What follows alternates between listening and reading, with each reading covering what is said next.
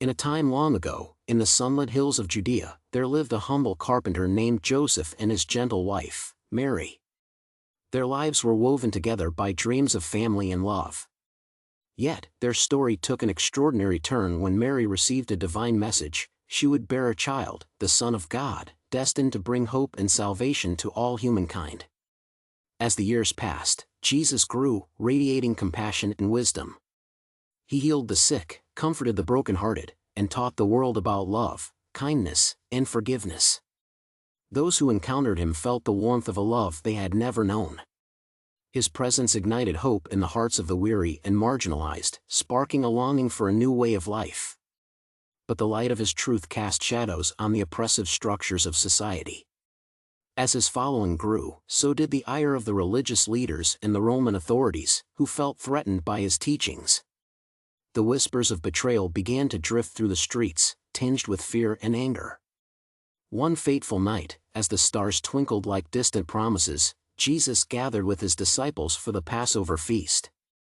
They reclined at the table, laughter mingling with solemnity. His heart, heavy with the knowledge of what was to come, was filled with love for those who would soon abandon him. As he broke bread, he spoke of sacrifice. With wine in hand, he shared the new covenant, signifying that his blood would soon be shed for the forgiveness of sins. Later, in the Garden of Gethsemane, Jesus knelt in prayer beneath the ancient olive trees.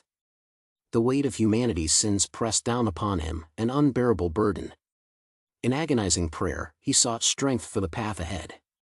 "Father, if it is possible, let this cup pass from me, yet not my will, but yours be done." His disciples, weary from sorrow, fell asleep, unaware of the tempest brewing in their master's heart. As dawn broke, betrayal arrived in the form of a kiss from Judas, one of his closest friends.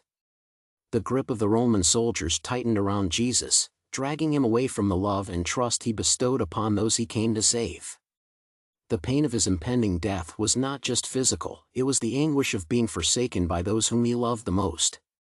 In a trial marred by injustice, false accusations led the people to shout for his crucifixion. A cross, heavy and splintered, became his burden to bear. As he made his way to Golgotha, the weight of each step resonated in the hearts of onlookers. Some wept, others shouted in disdain. The Roman soldiers drove nails into his hands and feet, affixing him to the cross, a symbol of shame and suffering. As the world darkened, Jesus hung there, a silent figure of profound love.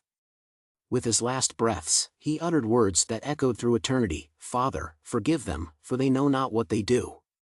In this moment, the depth of his sacrifice unfurled, a divine act of love that would reshape the world. The skies trembled as he breathed his final breath: "It is finished." The earth shuddered beneath him, and the veil in the temple tore, symbolizing the end of separation between God and humanity. Hope flickered, threatened by despair, as his followers mourned.